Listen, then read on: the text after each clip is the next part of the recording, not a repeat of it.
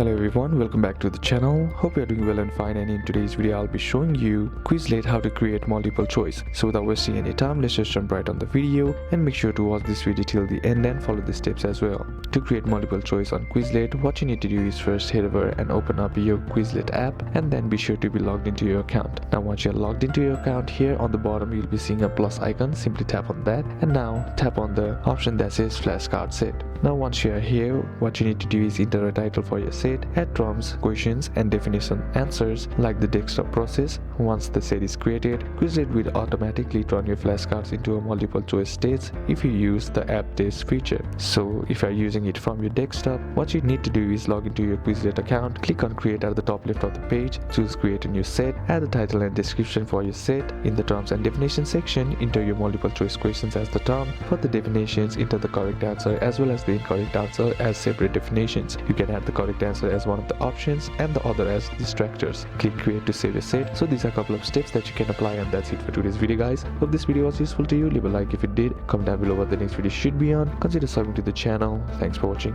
Bye bye.